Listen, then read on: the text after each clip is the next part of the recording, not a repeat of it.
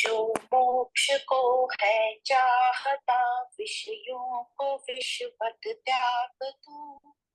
आर्जव क्षमा दया तोष सत, ई सुधा दिन रात तू। पृथ्वी नहीं जल भी नहीं, नहीं अग्नि तू नहीं है पवन। आकाश भी तू है नहीं, बस एक है चैतन्य घन। चैतन्य कर दे भिन्न तन से, शांति समयक पाएगा।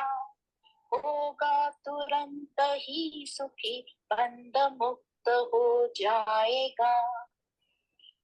आश्रम वर्ण आदि का किंचित न तू अभिमान कर। निज इंद्रियां कर दे अलग, हो जा अजर हो जा अमर। जो मोक्ष को है चाहता, विषयों को विषवत त्याग तू। आर्जव क्षमा दया तोष सत, ई सुधा दिन रात तू। पृथ्वी नहीं जल भी नहीं, नहीं अग्नि तू नहीं है पवन। आकाश भी तू है नहीं, बस एक है चैतन्य घन। चैतन्य घन। सभी को नमस्कार एवं प्रणाम। हम आज पढ़ने जा रहे हैं अष्टवक्र गीता। अष्टवक्र गीता जो है ये गुरु अष्टवक्र और राजा जनक के बीच में जो वार्ता है उसका संवाद इसमें बताया गया है।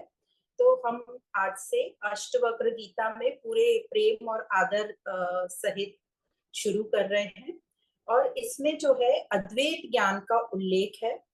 और यह अष्टवक्र गीता विशुद्ध वेदांत की बहुत ही श्रेष्ठतम और सुंदर शुद्धतम अभिव्यक्ति है, जिसमें ब्रह्म ज्ञानी ने मुक्ति के उपाय बताए हैं। जो गुरु अष्टवक्र है ये कोई भी विधि, क्रिया, पूजा, प्रार्थना, ध्यान, कर्म, भक्ति, भजन, कीर्तन, हठ आदि ये कुछ भी आवश्यक नहीं मानते, क्योंकि ये इनका ऐसा मानना है कि कई बार हम क्रियाएं जो है हमें भटका देती हैं और हम क्रिया को ही अंतिम बात समझ लेते हैं और पूरे जीवन भर उन क्रियाओं में ही उलझे रहते हैं, उन्हीं में ही रमण करते रहते हैं।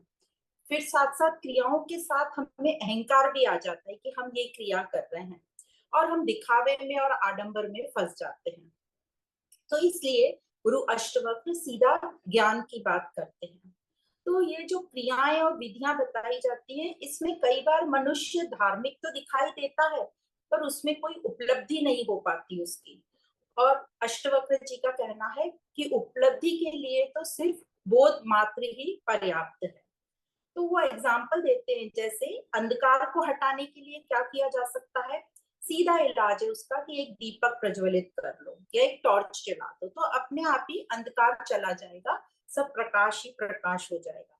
पर जो है हम लोग दीपक जलाना तो छोड़ देते हैं और दूसरे कर्म कांड क्रियाओं में, दूसरी प्रक्रियाओं में लग जाते हैं, विधियां अपनाने लगते हैं, साधनाएं करने लगते हैं। वो जरूर अच्छी है शुरुआत के लिए, पर वो हमें अंतिम छोर तक नहीं ले जाएंगी।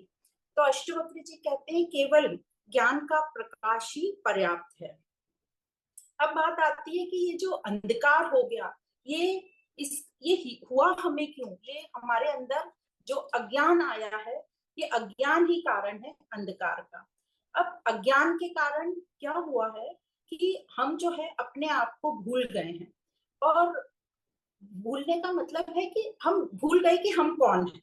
इसका ये मतलब है कि आत्मा जो है जिसको हम बाहर ढूंढ रहे हैं, कहीं और ढूंढ रहे हैं, वो कहीं खोई नहीं है, बस अज्ञान के कारण हम भूल गए हैं। बल्कि आत्मा तो हम सबका आधार है और हम सबके साथ है, उसी पर सब कुछ अध्यारोपित है। तो बस एक बार ज्ञान प्रकाश से हमें स्मृति आ जाए, हमें याद आ जाए, तो जो इस समस्त जो संसार का माया जाल रूपी अंधकार जिसको कहा गया है, वो ज्ञान के प्रकाश से नष्ट हो सकता है। और जो मनुष्य है वो अपनी वास्तविक स्थिति मतलब वास्तविक स्वरूप को पहचान सकता है। तो फिर से एग्जाम्पल आता है रस्सी और सांप का। जैसे रस्सी में सांप का जो हमें भ्रम हो जाता है, और वो भ्रमित होकर हम क्या होते हैं, हम भय वो लगता है, हमें डर लगता है, मृत्यु का डर लगता है, और फिर इन सब मृत्यु के डर से हम सब कुछ उल्टे सीधे काम करने लगते हैं, चोरी करने लगते हैं, शोषण करने लगते हैं, हत्याएं करने लगते हैं। ये सब है अज्ञान के कारण।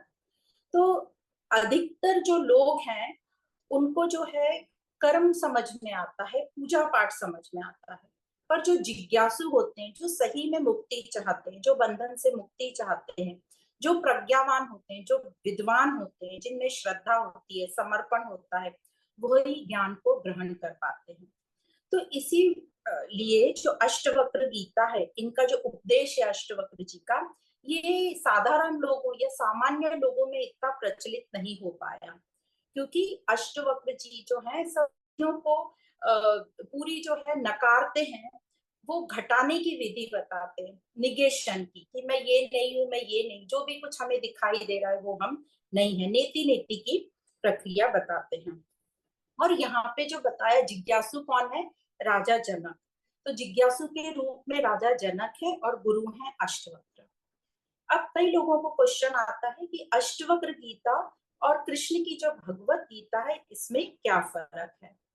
तो जो कृष्ण की गीता है वह भी पूरा, उसमें भी तत्व ज्ञान है, पर कर्म पर अधिक जोर दिया गया है, क्योंकि उनके जो सामने शिष्य है वो कौन है, अर्जुन है, और वो कहाँ खड़ा है, युद्ध भूमि पे खड़ा है। तो इसलिए उस पर भगवत गीता में जोर कर्म पे दिया है। अब क्योंकि अर्जुन को क्या करना है, अतताइयों का को मारना है, उनको उनका सामना करना है, वही उसका कर्तव्य था। तो भगवत गीता में निष्काम कर्म बताया है कृष्ण ने, बंधन मुक्ति के लिए, मतलब मुक्ति तक पहुंचने के लिए, अपने बंधन को काटने के लिए। तो डिटेल में वहां कर्मयोग बताया है। बताया क्या है कि जो कर्ता भाव है, जो स्वार्थ के लिए कर्म किए जाते हैं, वही बंधन के कारण है। और हमें यहाँ ये भी अच्छे से समझ लेना है कि हर वक्त हर मिनट हम निष्काम कर्म नहीं कर सकते, पर हाँ, हमें निष्कामता की के बारे में से ही आगे बढ़ना चाहिए। तो कृष्ण के सामने अर्जुन है और अष्टवक्र जी के सामने राजा जनक है। तो दोनों की जो शिष्य हैं, उनमें दोनों की शिष्यों की स्थिति में बहुत फर्क है, इसलिए दोनों के प्रश्नों में भी बड़ा अंतर है। तो जो अर्जुन है कृष्ण के सामने, वो बड़ा ही कंफ्यूज है, और वो मानसिक समस्याओं से घिरा हुआ है, उलझा हुआ है। उसे मुक्ति या वैराग के बारे में तो कुछ, उससे अभी इच्छा ही नहीं, उसे तो ज्ञान भी नहीं पता, उसे ये भी नहीं पता कि अभी कौन सा कर्म करना चाहिए या कौन सा कर्तव्य उसके लिए ठीक है।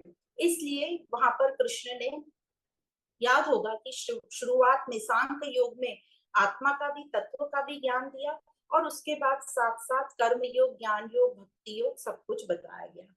अब जो राजा जनक हैं, उनकी स्थिति जो है अर्जुन से बहुत बहुत बेहतर है, बहुत ऊंची स्थिति है। राजा जनक जो है जिज्ञासु हैं, इसलिए अभी हम आगे देखेंगे कि उन्होंने पहला क्वेश्चन जो पूछा, जो ये अष्टविक्र गीता का जो आरंभ होता है, वो राजा जनक वाद से होता है, और पहला ही सवाल उन्होंने पूछ लिया मुक्ति के लिए। तो यह जो सामान्य लोग हैं, उनसे राजा जनक जो, उनकी स्थिति बहुत ही ऊंची है। वे इतना तो समझ ही गए थे कि संसार के विषय भोगों से उन्हें वह नहीं मिलेगा जो उन्हें चाहिए, पूर्णता के लिए जो उन्हें चाहिए वो संसार से नहीं मिलेगा। और महर्षि पतंजलि योग में भी हमने देखा है कि जो चित्त की वृत्तियों को रोकने के लिए अलग अलग विधियां बताई गई हैं वहां, पर जो बुद्धिमान लोग हैं, जो प्रज्ञावान हैं, उनको विधियों की आवश्यकता ही नहीं पड़ती। और ऐसे ही भगवान बुद्ध ने भी कहा है कि जो समझ सकता है उन्हें मैंने बोध दे दिया, और जो ना समझ है उनको विधियां दे दी। अब ऐसा नहीं है कि ना समझदार नहीं हो सकते, विधियों को लेकर हमें आगे बढ़ना है। हमें पूरी जिंदगी भर विधियों के ही आधार पे नहीं टिके रहना है। तो जो राजा जनक थे वो विद्वान थे, इसलिए अष्टवक्र ने उन्हें विधियां नहीं बताई, ना कोई पूजा पाठ बताई, या ना कोई यम नियम, आसन, प्राणायाम, ये सब कुछ नहीं बताया, क्योंकि उनकी पात्रता देखकर उनको गुरु ने ज्ञान दिया। तो जैसे हम देखते हैं कि संसार में अलग अलग किस्म के लोग हैं जिनकी बुद्धि का जो लेवल है वो अलग अलग तरीके का है। तो यदि हम पूरे संसार के लोगों को देखें तो 4 तरीके की लेवल पे या स्तर पे हम उन्हें डिवाइड कर सकते हैं। जो सबसे निचले कैटेगरी के लोग हैं, जिनको हम पशुवत बोल सकते हैं, ये लोग अधिकतर लोग इस कैटेगरी में आते हैं और वे जानते ही नहीं कि दुख क्या है या दुख का सही कारण क्या है या दुख क्या है, इससे टोटली वो बेखबर रहते हैं। वे खाते पीते हैं, भोग में लगे रहते हैं और प्रजनन में लगे रहते हैं। तो ये उनका पशुवत बिहेवियर रहता है। जो इनसे थोड़े बेहतर रहते हैं, जो दूसरी कोटि में आएंगे, ये थोड़ा सा दुख को समझने लगते हैं और ये दुख को, क्योंकि ये दुख इन्हें सताता है तो ये दुख से मुक्ति चाहते हैं। पर ये ज्यादा करके सुख मांगते हैं, दुख की जगह हम सुख मांगते हैं, भगवान से प्रार्थना करते हैं। और कुछ ये लोग अपनी मान्यता और धारणाओं को चेंज नहीं करते, वो वैसे ही बने रहते हैं, पर बस ये दुख का समय बीत जाए। पर इनको ये पता रहता है कि ये दुख है। अब जो तीसरे स्तर के लोग हैं, ये संसार को दुख का कारण मानते हैं, इसलिए ये संसार से आसक्त नहीं रहते, संसार से ये थोड़ा किनारा करके चलते, लिप्त नहीं होते संसार से। तो ये तीसरी कैटेगरी के लोग हैं।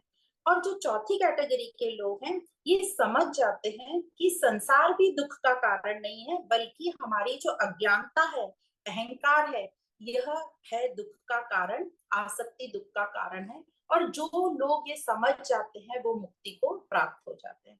तो जो राजा जनक थे, हम कह पाएंगे कि वो तीसरी और चौथी कैटेगरी के बीच में खड़े हैं। तो जो गुरु अष्टवक्र हैं, ये कौन है? तो जो गुरु अष्टवक्र हैं, ये ऋषि उद्दालक की पुत्री जो है सुजाता और ऋषि कहोड़ के पुत्र थे। अब ये जो ऋषि उद्दालक जो हैं, ये भी बहुत परम ज्ञानी थे और ये ऋषि कहोड़ के गुरु थे। तो उन्होंने अपने शिष्य के साथ ही उसको बहुत ज्ञानी देखा, तो अपनी पुत्री सुजाता का विवाह कहोड़ ऋषि के साथ कराया और ये उनकी संतान है अष्टवक्र। अब ये अष्टवक्र, इनका नाम कैसे पड़ा? कहते हैं कि इनका जो शरीर है ये 8 जगह से टेढ़ा था, इसलिए ये अष्टवक्र कहलाए। पर ये ज्ञानियों के शिरोमणि थे। ये छोटी उम्र में ही इनको आत्मज्ञान हो गया था। अब जैसे भगवत गीता जो है, आप कहते महर्षि वेद व्यास जी द्वारा रचित है, उसी प्रकार ये अष्टवक्र जो गीता है, ये जगत गुरु राम भद्राचार्य जी द्वारा लिखी गई है और इसमें 20 अध्याय हैं और टोटल 298 श्लोक हैं। तो इस प्रकार ये अष्टवक्र गीता की जस्ट रूपरेखा बताई है। अब राजा जनक और गुरु अष्टवक्र, इन दोनों की बहुत सारी कथाएं और कहानियां हैं। तो इनमें से जो प्रमुख हैं वो हम 2 की बात करते हैं। कहते हैं एक बार राजा जनक ने सपना देखा कि मैं भिखारी हूँ और मैं सब जगह भीख मांग रहा हूँ। जब वो जागे तो उन्होंने देखा कि अरे मैं तो भिखारी नहीं हूँ, मैं तो राजा हूँ। तो उनको बस सोच पड़ गई कि सच बात क्या है, ये राजा सच बात है कि जो मैं भिखारी हूँ वो सच बात है, ये क्या सच है? तो कहते हैं कि उन्होंने ऋषि अष्टवक्र को, तब तक वो जान गए थे ऋषि अष्टवक्र को, और उन्हें बुलवा भेजा, सच क्या है मुझे बताइए। और ऐसे ही दूसरी कथा है अष्टवक्र मुनि के बारे में। कहते हैं कि एक बार राजा जनक के दरबार में तत्व ज्ञान का जो है आयोजन हुआ कि किसमें ज्ञान ज्यादा है, तो शास्त्र अर्थ के लिए बहुत बड़ी सभा हुई। ऐसा राजा जनक के दरबार में होता रहता था। तो ये जो सभा आयोजित हुई, इसमें जगह जगह से विद्वान आए और शास्त्रार्थ डिस्कस हुआ। तो कहते हैं उसमें जो अष्टवक्र के पिताजी थे वो भी शास्त्र अर्थ में वहां पर मौजूद थे। अब जब अष्टवक्र जी की उम्र सिर्फ 12 साल थी, और ऐसा कहते हैं कि जो अष्टवक्र जी के पिताजी थे वो शास्त्र अर्थ में हार गए। तो जब हार गए तो राजा जनक के दरबार में एक नीति बनी हुई थी कि जो हारेगा उसको कठोर दंड दिया जाएगा। तो जब अष्टवक्र जी को ये पता चला, जब वो छोटे ही थे, बालक थे, कि मेरे पिताजी हार गए हैं और उन्हें जो है बड़ी कठोर ये दी जा रही है, पनिशमेंट दी जा रही है, तो जो ऋषि अष्टवक्र जी हैं, ये राज दरबार में पहुंच गए। तो जब ये राज दरबार में पहुंचे, तो जैसे कि इनका जो शरीर था वो 8 जगह से टेढ़ा था, तो नेचुरली दिखने में थोड़े अलग दिखते थे। तो जब ये सभा में पहुंचे, तो सभा में जितने भी लोग थे जोर जोर से हंसने लगे उन्हें देखकर। तो जब ऋषि अष्टवक्र ने देखा कि ये मुझे हंस रहे हैं देखकर, तो 2-4 मिनट वो शांत रहे और वो भी जोर जोर से हंसने लगे। जब वो जोर जोर से हंसने लगे, तो राजा जनक को लगा कि ये क्यों हंस रहे हैं, मुझे नहीं समझा। तो राजा जनक ने पूछा, अष्टवक्र, मुझे ये तो समझ गया कि सभा के लोग क्यों हंस रहे हैं, पर आप क्यों हंस रहे हैं ये मुझे नहीं समझा। तो अष्टवक्र जी ने तब ये जवाब दिया कि ये जो इन चर्मकारों की सभा है, जो आज यहाँ पर सत्य का निर्णय करने आए हैं, ये चर्मकारों की सभा में सत्य का निर्णय तो कोई कैसे कर सकता है, क्योंकि ये जो चर्मकार मतलब जो चमड़ी को महत्व देने वाले थे। तो ये जो 12 वर्ष का बालक, उन्होंने बड़े बड़े ज्ञानियों के सामने उनको चर्मकार बोल दिया, मतलब चमड़ी को महत्व देने वाले। तो उन सबका अपमान हुआ। तो ये जो अपमान सुन के पूरे राज दरबार में सन्नाटा छा गया। तो राजा ने स्थिति संभालते हुए कहा कि मैं समझा नहीं, आप क्या कहना चाह रहे हो। तो अष्टवक्र जी ने कहा, चर्मकार मतलब जो चमड़ी का पारखी है, जो चमड़ी को महत्व देता है। तो जो चमड़ी को महत्व देता है वो ज्ञान को क्या समझेगा। ज्ञानी ज्ञान को देखता है, चमड़ी को नहीं। तो ये जो शरीर को देखकर, मेरे शरीर को देखकर ये जो हंस पड़े, ये ज्ञानी नहीं हो सकते। तो उन्होंने इस किताब में जो आ रहा है, हम नंदलाल दशोरा की किताब से मैंने ज्यादा मीनिंग लिया है, तो वो लेखक का नाम है।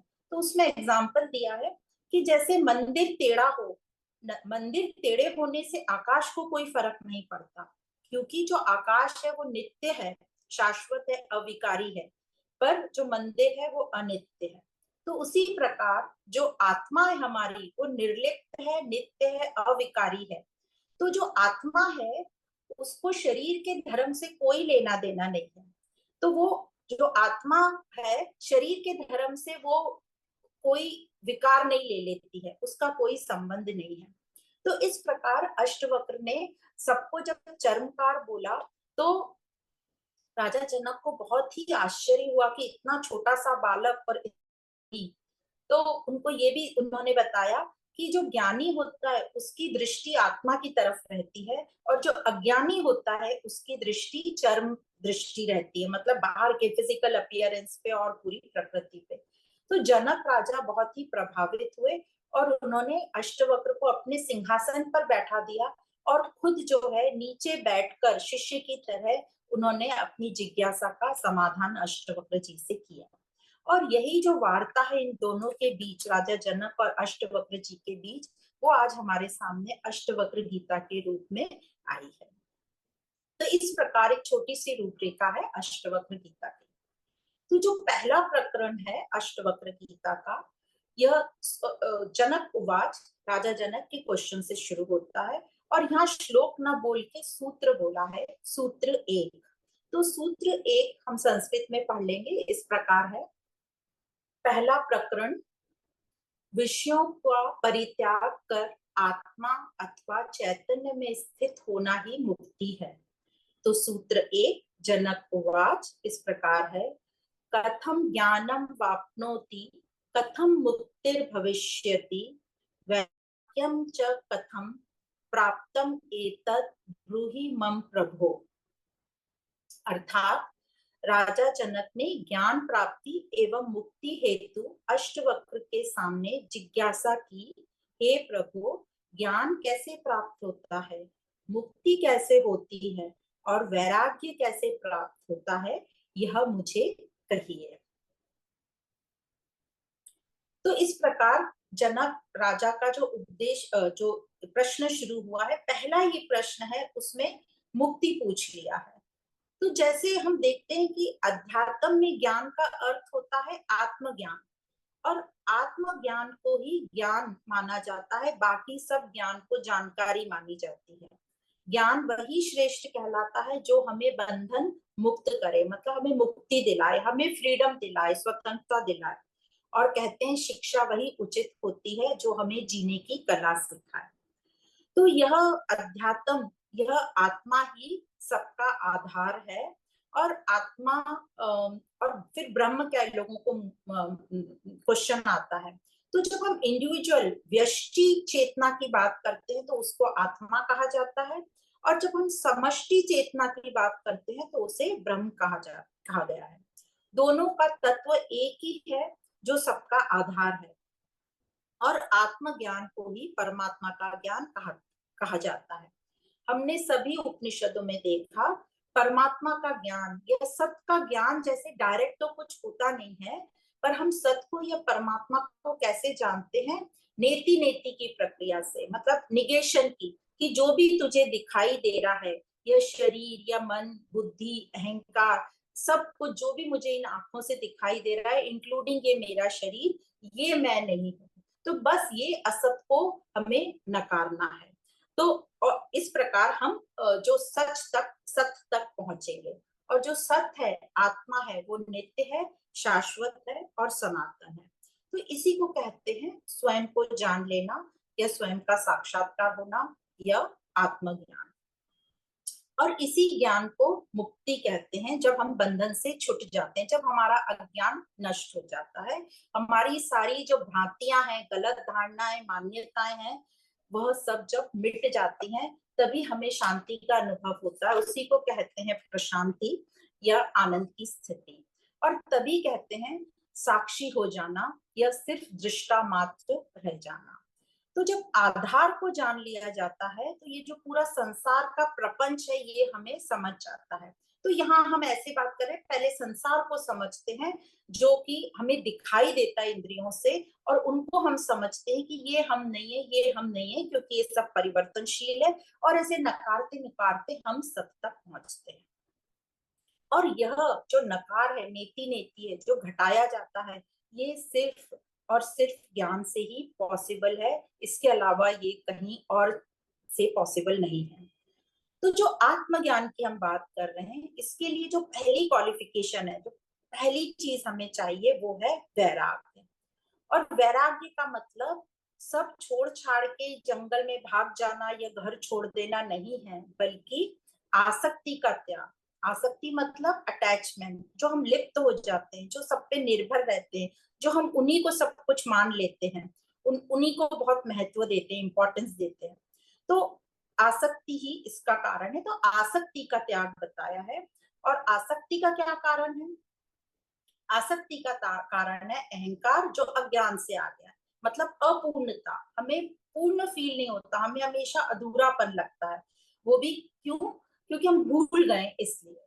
तो यह जो अपूर्णता हमें लगती है, तो हम इसकी पूर्णता के लिए हम बाहर से, संसार से अपेक्षा रखते हैं कि मुझे संसार से मिल जाएगा तो मैं पूर्ण हो जाएगा, मुझे बाहर से कुछ मिल जाएगा वही मुझे पूर्णता देगा। क्योंकि हमने देखा भी ऐसे ही है ना, हमें प्यास लगती है, हम पानी पीते हैं, हमें तृप्ति लगती है, हमें भूख लगती है, हम बाहर से, हम सब चीज बाहर से लेते हैं और हमें थोड़ी देर के लिए तृप्ति लगती है। तो आधार को जान लेने से बता रहे संसार का प्रपंच जो है खत्म होगा। और आसक्ति का जो हम कारण कह रहे थे वो है अहंकार। अहंकार मतलब अपूर्णता, और अपूर्णता लगने के कारण हम संसार में बाहर से चीजें इकट्ठी करने लगते हैं, और हमें लगता है संसार के वस्तु, विषय, व्यक्ति, ये इन सब के हम पीछे लगे रहते हैं, इन सबको हम इकट्ठा करते रहते हैं। और इकट्ठा क्यों हम करते रहते हैं? क्योंकि एक बार हमने कोई चीज ली इंद्रियों से, हमें थोड़ी देर के लिए सेटिस्फेक्शन या तृप्ति मिली, और फिर हम अतृप्त हो जाते हैं, तो फिर और इकट्ठा करते रहते हैं। तो ऐसे हमारे ऊपर जो है परत परत इकट्ठी हो जाती है। जैसे बोलते हैं प्याज के ऊपर परतें रहती हैं, या पत्ता गोभी आप देखेंगे एक के ऊपर एक लेयर बनी हुई रहती है। तो ये जो हम इतना विषय और संसार में लिप्त रहते हैं, वहां से इकट्ठा करते रहते हैं, तो हम अपने जो स्वरूप से बहुत दूर और दूर होते जाते हैं, अपने आधार से दूर होते जाते हैं।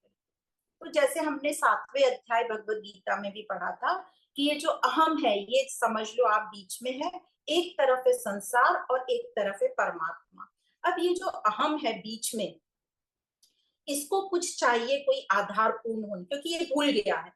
तो ये इसको, ये संसार की तरफ अट्रैक्ट कनेक्ट होता है और यहीं से इच्छा अपनी पूरी करने की कोशिश करता है। पर इसके पास चॉइस है, ये परमात्मा की तरफ भी जा सकता है, पर उसके लिए उसको जो अपना अहंकार कम होना पड़ेगा, आसक्ति कम करनी पड़ेगी, और ये विवेक हो उसको कि मुझे यहाँ से तृप्ति नहीं मिल रही है, अब मुझे इस तरफ जाना है। तो इस प्रकार ये अहम जो है अपने आप को पूर्ण करने के लिए संसार का सहारा लेता रहता है। तो अब हमें करना क्या है? संसार से जो हमने आशाएं बांध रखी है, संसार पे जो हम इतना निर्भर है, डिपेंडेंट है, उसी पर हमें काम करना है। तो ये जो संसार पे इतनी आशाएं, मतलब यही मिलेगा तो मैं अच्छा हो जाऊंगा, इससे मुझे पूर्णता मिलेगी, यही सब कुछ है, इसके बगैर मैं कुछ नहीं हूँ, ये डिपेंडेंसी, ये हमें आशा, यही यहाँ पे हमें काम करना और इसको छोड़नी है। जैसे कि भगवत गीता में 3रे अध्याय में 30 नंबर के श्लोक में भी हमने यही पढ़ा था। तो जब हम यहाँ पे संसार बोल रहे हैं, संसार का मतलब है प्रकृति, प्रकृति में सब कुछ आ गया, हमारा शरीर से लेकर जो भी कुछ हम इन आंखों से देख रहे हैं, व्यक्ति, विषय, परिस्थिति, धारणाएं, मान्यताएं, सब कुछ इस संसार में आ गया। तो करना क्या है? आसक्ति जो है उसका त्याग करना है। इस संसार से जो हमें आसक्ति है उसका त्याग करना है। तो अष्टवक्र कहते हैं कि यदि व्यक्ति सिर्फ संसार से आसक्ति का त्याग भर कर दे, इतना ही कर दे, तो वो ज्ञान प्राप्ति के लिए तैयार हो गया, मतलब अधिकारी हो जाएगा ज्ञान प्राप्ति का। पर अब क्वेश्चन आता है, ये आसक्ति जैसे कहाँ से आ गई? तो हमने समझा आसक्ति आ गई अज्ञानता के कारण। पर अज्ञानता के कारण है, इसका मतलब ज्ञान द्वारा ये नष्ट की जा सकती है। इसका मतलब इसका सोल्यूशन है, इसका ट्रीटमेंट है, जो है ज्ञान द्वारा ये नष्ट की जा सकती है। पर ज्ञान लेने के लिए पहले हमें ये स्वीकार करना पड़ेगा कि हम अज्ञानी हैं, हम दुखी हैं, हम बंधन में हैं, हमने जो ये शरीर समझ लिया अपने आप को, वो हम नहीं हैं, मैं विषयों में ग्रस्त हूँ और मुझे यहाँ से पूर्णता नहीं मिल रही और मिलेगी भी नहीं, क्योंकि ये जो विषय हैं ये भी जड़ हैं, परिवर्तनशील हैं। तो जो खुद ही जड़ है, जो खुद ही अपूर्ण है, पूर्ण नहीं है, तो वो मुझे क्या पूर्णता देगा? तो एक्चुअली ये बात हमें समझ में आ जाए तो हमारी बात बनेगी। और रियली तो हर एक व्यक्ति मुक्ति ही चाह रहा है, हम सबकी चाहना ही मुक्ति है, फ्रीडम है, पूर्णता, यही हमारी चाहत है। पर हमें पता ही नहीं है कि हम जो कर रहे हैं वो मुक्ति के लिए कर रहे हैं। इसलिए जो हमारी दिशा हमने सही चूज नहीं करी, और सही दिशा सही चूज नहीं करने के कारण, नहीं चुनने के कारण हमारी दशा जो है बहुत ही बिगड़ी हुई है, बुरे हाल में है, ठीक नहीं है। अब जो राजा जनक है वो यहाँ तक जान गए थे कि इस संसार से मुझे पूर्णता प्राप्त नहीं होगी, इसलिए उन्होंने डायरेक्ट ही ये प्रश्न पूछ लिया, ये 3 प्रश्न, कि ज्ञान कैसे प्राप्त होगा, मुक्ति कैसे होती है, और वैराग्य कैसे होता है। तो ये पहले श्लोक के राजा जनक के क्वेश्चन है। और मुनि अष्टवक्र ने क्या देखा कि जो राजा जनक है एकदम तैयार हैं। उन्होंने क्या देखा कि वो प्रज्ञावान है, विद्वान है, उनमें उन्होंने जिज्ञासा देखी, श्रद्धा देखी और समर्पण भाव देखा। और इस प्रकार जो गुरु अष्टवक्र ने शिष्य जनक की जो को पूरा परख लिया, और उन्होंने जो पूरा ज्ञान बहुत ही सार में 3-4 श्लोक में ही, सूत्रों द्वारा 3-4 सूत्रों में ही पूरा ज्ञान दे दिया।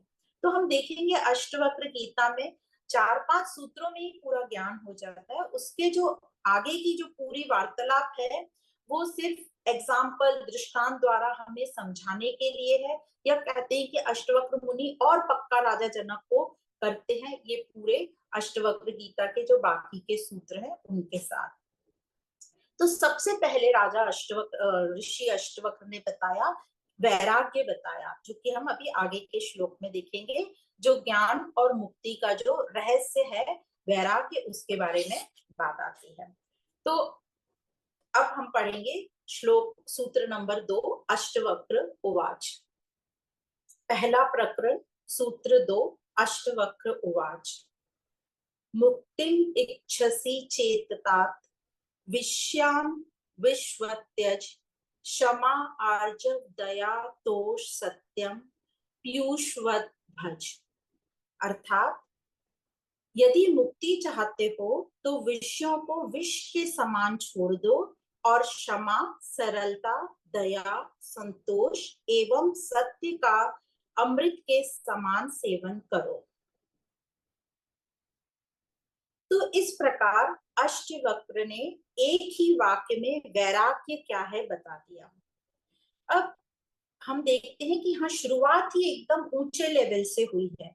विषयों को विष के समान छोड़ दो। क्यों एकदम ऊंचे लेवल से हुई? क्योंकि जो राजा जनक की स्थिति थी, उनकी जो पात्रता थी, उनमें जो स्पष्टता थी, वो एकदम तैयार थे इस ज्ञान के लिए।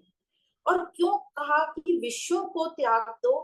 क्योंकि हम देखते हैं कि इंद्रियों के द्वारा जो भोग होता है विषयों का, उन विषयों में आसक्ति होना ही मनुष्य को आत्मज्ञान से दूर रखती है। क्योंकि यह जो विषय है, ये हमारे शरीर को खिलाते पिलाते हैं, शरीर को सुरक्षा देते हैं, सुविधा देते हैं, सब कंफर्ट देते हैं। पर यह जो विषय है, ये जो मन है, इन विषयों को भोगने लगता है, मजा लेने लगता है। और ये कब होता है हमें पता ही नहीं लगता, क्योंकि हमारे में अभी वो विवेक जागृत नहीं है। तो ये मन मजा लेने लगता है, और मिल जाए, इससे भी अच्छा मिल जाए, इससे भी अच्छा मिल जाए। तो हम मटेरियल या भौतिक चीज में तो बहुत उन्नति कर जाते हैं, अच्छा इससे भी बेहतर, इससे भी बेहतर, मकान, गाड़ी, कपड़े, सब चीज हमारी बेहतर हो जाती है। पर जो हमारा स्वभाव है, हमारा जो मूल केंद्र है, उस पर हमारा काम नहीं हो पाता। तो कहते हैं मन मजा लेने लगता है, ये दिल मांगे मोर, मोर मोर हैव मोर। तो ऐसे में ये जो मन है पूरा उलझता जाता है और पूरा इस जाल में फंस जाता है और कभी भी तृप्त नहीं होता। तभी हम देखते हैं ना, हम सब कुछ होने के बाद भी हमें पूर्णता की प्राप्ति नहीं होती। पर मन को लगता है कि यही उन्नति है।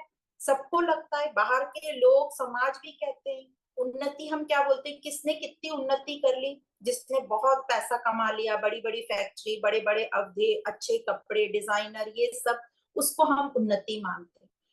ठीक है, भौतिक उन्नति वो है, पर आध्यात्मिक उन्नति उसको नहीं मानी जाती। तो यह मन जो है विषयों को भोगने लगता है और अपने स्वरूप से, अपने मूल रूप से बहुत दूर दूर जाता जाता है और उलझता जाता है। तो जैसे एक हम कहीं रास्ते पे निकले, समझो हम मुंबई से दिल्ली के लिए निकले और एक रास्ता हमने गलत टर्न ले लिया, तो क्या होगा? हम गलत ही गलत जाएंगे। हम सही कब होंगे? यदि कहीं हम रुक कर पूछ ले, पूछताछ कर ले, चेक कर ले। जैसे आजकल तो जीपीएस हो गया, वैसे ही हमारे पास ये शास्त्र हैं, गुरु हैं। तो यदि हम उनको पढ़ लें, थोड़ा समझ लें कि ये हमारा जीवन जा कहाँ रहा है, हम कर क्या रहे हैं, तो हम सही रास्ते पे आ सकते हैं। तो यहाँ पर कहा जा रहा है कि विषयों को छोड़ने का मतलब है उनके प्रति आसक्ति का त्याग। वापस बोल रहे हैं, आसक्ति मतलब अटैचमेंट, लिप्तता, जो हम लिपट चिपट जाते हैं विषयों से, व्यक्तियों से, उन पर निर्भर हो जाते हैं, डिपेंडेंट हो जाते हैं, और उसी विषय या व्यक्ति को हम इतना महत्वपूर्ण मान लेते हैं, उसी को हम एकदम फिक्स कर लेते हैं कि यही अंतिम है हमारा। और जो गलत धारणा है उनको भी हम एकदम फिक्स कर लेते हैं कि यही सब सही है, यही करना है, तो ही हमारी उन्नति है। तो बता रहे हैं कि विषय बंधन नहीं है, पर आसक्ति बंधन है, और इस आसक्ति को छोड़ने की बात अष्टवक्र कह रहे हैं।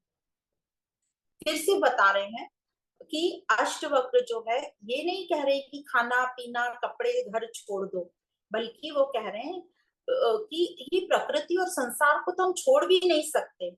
जो रिश्ते, हमारे रिश्तेदार हैं, समाज है, इनके प्रति जो हमारी आसक्ति है, उसको ड्रॉप करने को, उसके त्याग की, उसको छोड़ने की बात कह रहे हैं। अब कई बार ये जो आसक्ति है, ये बहुत बहुत बड़ी, ब्रॉड है। आसक्ति, हमें हर चीज से आसक्ति है। तो आसक्ति हम देखने जाएं तो किस किस चीज से हमें आसक्ति है? विषय तो हो गए, व्यक्ति हो गया, पूरी प्रकृति हो गई। फिर जो समाज ने, रिश्तेदारों ने हमको जो बचपन से जो हमारे अंदर मान्यताएं बता दी हैं, गलत धारणाएं जो हैं हमारे अंदर फिक्स करा दी हैं, वो भी, उनके प्रति भी हम इतने आसक्त हो गए हैं कि हमको लगता है वो ही बेस्ट है जो उन्होंने कहा है। हमने तो कुछ पढ़ के देखा नहीं, ना ही मुझे लगता उन्होंने इतना कुछ पढ़ के हमें बताया होगा, तो हमने उसी को फिक्स मान लिया अपने मन में और वही धारणाएं बिठा ली, मान्यताएं बिठा ली, और हमें लगता है ऐसा ही होना चाहिए, यही बेस्ट है, यही उन्नति कराएगा, और उसी को पकड़ के हमें चलना है। और वह नहीं हो पाया तो हम समाज में क्या मुंह दिखाएंगे, हम अच्छे नहीं कहलाएंगे। इस प्रकार हम बहुत ही रीति रिवाजों और बहुत सारी रूढ़िवादियों में अटके हुए हैं, गलत धारणाओं में अटके हुए हैं। तो जो अष्टवक्र कह रहे हैं कि यही आसक्ति जो है धारणाओं में, मान्यताओं में, रीति रिवाज में, इन सभी से जो आसक्ति है उसका त्याग। तो हमें श्रुति अनुसार चलना है, हमें पुराण वगैरह जो स्मृतियां हैं उनके अनुसार नहीं, जो श्रुति कहती है, श्रुति मतलब जो उपनिषद कहते हैं, जो वेदांत कहते हैं, जो भगवत गीता में आता है, जो ब्रह्म सूत्र में आता है, उनसे हमें टैली करना है और उसके हिसाब से हमें चलना है। तो आसक्ति ही बंधन बताया जा रहा है और आसक्ति ही दुख का कारण है, क्योंकि जहां बंधन होगा वहां दुख होगा। तो भोगों में आसक्ति से ही ये जो सब धारणाएं, मान्यताएं, प्रकृति है, इंसान, व्यक्ति, परिस्थितियां, इन सब के प्रति जो हमारी आसक्ति है, इसी के कारण सब ये बिगाड़ा हो रहा है, इसी के कारण हम इतना दुखी हो रहे हैं। क्योंकि भोगों में जो आसक्ति है उसके होने से ही हमें लोभ, मोह, क्रोध, ईर्ष्या, द्वेष, दुख, चिंता, ऐसे अनेक प्रकार की चीजें हमारे मन में घर बना लेती हैं और फिर यही हमारी लाइफस्टाइल बन जाती है। कुछ भी हमारे हिसाब से नहीं हुआ, जो हमारी धारणाएं हैं, मान्यता है, तो हम दुखी होंगे, अपने आप को स्ट्रेस देंगे, परेशान होंगे और फिर हम बीमार भी होते हैं। तो ये पूरा चक्रव्यूह बन जाता है और इसमें हम फंस जाते हैं। पर ये जो विषय भी विष के समान किसको लगेंगे? जो मुक्ति चाहता है, जिसकी स्थिति राजा जनक जैसी है, वही विषयों को विष के समान जान पाएगा। इसलिए कहते हैं कि पहले हमें मानना है कि हम अज्ञानी हैं, हम विषयों में ग्रस्त हैं, और यह जिस प्रकार का जीवन हम जी रहे हैं वो हमारा जीने का उद्देश्य नहीं है। तो हमें अपने जीने का उद्देश्य, या जीवन जो हमें ये मिला है, मनुष्य जीवन, इसका उद्देश्य ठीक प्रकार से समझना चाहिए कि हम स्व को ढूंढ लें, हमारी जो स्मृति है वो वापस आ जाए। तो अष्टवक्र मेन कारण बता रहे हैं आसक्ति, जो अज्ञान के कारण है। आसक्ति के त्याग से क्या होगा? आसक्ति के त्याग से हम ज्ञान के पात्र बनेंगे। तो ये नहीं समझ लेंगे कि आसक्ति का त्याग किया तो हमें आत्मज्ञान की प्राप्ति हो गई। अभी हम आत्मज्ञान के लिए ठीक पात्र बन जाएंगे, क्योंकि पात्र में यदि पहले से ही कुछ अशुद्धियां या बेकार की वस्तुएं पड़ी रहेंगी तो काम की वस्तुओं के लिए वहां कहाँ जगह होगी, ऐसा गुरु का कहना है। तो यदि यदि वो पात्र विषयों से भरा हुआ है तो वो शुद्ध कैसे, शुद्धता उसमें कैसे आएगी? इसलिए पात्र की सफाई बताई है। पात्र की सफाई मतलब हमारे मन, अंतःकरण की सफाई। फिर आगे अष्टवक्र ने कहा कि मन साफ होने पर क्या करना है? तू क्षमा, सरलता, आर्जव को सरलता बता, आर्जव मतलब सरलता, दया, संतोष और सत्य रूपी अमृत को उसमें भरकर ग्रहण कर, सेवन कर, तब तुझे अमृत का लाभ मिलेगा। मतलब पहले बताया विषयों को जो है विष के समान समझकर उसको छुड़वाया हमसे, और क्योंकि ये जो विषय हैं ये अनित्य हैं, अविद्या जनित हैं, और क्षमा, सरलता, आर्जव ये सब शाश्वत हैं। तो अनित्य के भोग से तू छूट, वहां से छुड़वाकर हमको नित्य के प्रति नित्य का सेवन करने को कह रहे हैं, जो हमें अमृत तत्व की प्राप्ति दे। अमृत तत्व क्या? मृत और अमृत। तो मृत मतलब जिसे हमें डर लगता है या जो जन्मता है वो मृत होता है, और अमृत मतलब जो कभी नहीं मरता, जो शाश्वत है। तो इस प्रकार अष्टवक्र हमें अब आचरण की बात कर रहे हैं। कैसा आचरण करो कह रहे हैं अष्टवक्र, कि कैसे संसार में रहना है ये बता रहे हैं। क्योंकि अभी अब हमें संसार में रहना बता रहे हैं, आचरण बता रहे हैं कैसा। तो अब अष्टवक्र मुनि बाहर से शुरू कर रहे हैं, आचरण हमारा सुधरवा रहे हैं, ताकि हम एक एक अपना जो आवरण है, मतलब एक एक पर्दा हटाते जाएं। जो एक हमने पंचकोश भी पढ़े थे, उन एक एक को हटाएं, एक एक का भेदन करके हम अपने केंद्र स्वरूप तक पहुंच जाएं। तो इस प्रकार इसी को कहते हैं हमारे अंदर के गुरु को जगाना। क्योंकि जो शिष्य है वो गुरु के पास जाता ही इसलिए है क्योंकि उसको अंदर का जो गुरु है वो दिखाई नहीं देता, उसको आत्मा या स्वयं नहीं पता रहता, बाहर का उसे पता रहता है। तो गुरु जो उसको पता है बाहर का, उससे शुरू करके हमें अंदर की ओर लाता है। तो ये आचरण क्यों कह रहे हैं गुरु? क्योंकि जब संसार से आसक्ति होती है तब विषयों का त्यागना बहुत ही मुश्किल होता है, और यह आचरण जो बता रहे हैं क्षमा दया, ये संभव नहीं हो पाते। तो सबसे पहले गुरु बोल रहे हैं क्षमा। हम जो है क्षमा कर ही नहीं पाते क्योंकि हम विषयों को बहुत महत्व देते हैं। विषय, क्योंकि कोई भी विषय के पीछे ही तो लालच, धोखाधड़ी और गलत होता है ना, तभी क्षमा की बात आती है। तो असल में यहाँ जो गुरु बोल रहे हैं क्षमा का मतलब है अष्टवक्र गुरु के हिसाब से कि याद ही नहीं रखना कि तुम्हें किसी ने दुख दिया है, तुम दुखी हुए हो, यह याद ही नहीं रखना। Forgive and forget. पर यह तभी होगा जब सांसारिक विषयों को हम महत्व नहीं देंगे। यदि हम सांसारिक विषयों को महत्व देंगे तो हम क्षमा कर ही नहीं सकते। जैसे एग्जाम्पल यदि हम ले, हमारे घर में यदि कोई कांच का बहुत सुंदर शो पीस रखा है और बहुत महंगा है, अब कोई साफ सफाई करने वाली जो सर्वेंट है उसके हाथ से वो टूट गया, तो हम क्या कहेंगे? बाप रे कितना महंगा है, तुमने तोड़ दिया, है ना, ये कहेंगे। पर यही हमें ये नहीं याद रहेगा कि ये शो पीस से ज्यादा वो व्यक्ति इंपॉर्टेंट था, उसको कहीं चोट तो नहीं लगी, पर हमारे मन में आएगा कितना महंगा है, उससे टूट गया, और हम एकदम से क्रोधित हो जाएंगे। पर यही शो पीस यदि हमारे बच्चे या हमारे हाथ से टूट गया तो हम बोलेंगे अरे तुम्हें कहीं लगी तो नहीं, कोई बात नहीं, टूट गया तो यहाँ हम व्यक्ति को इम्पोर्टेंस दे रहे हैं। तो हम क्षमा तभी कर सकते हैं जब हम विषयों को, प्रकृति को इम्पोर्टेंस नहीं दें।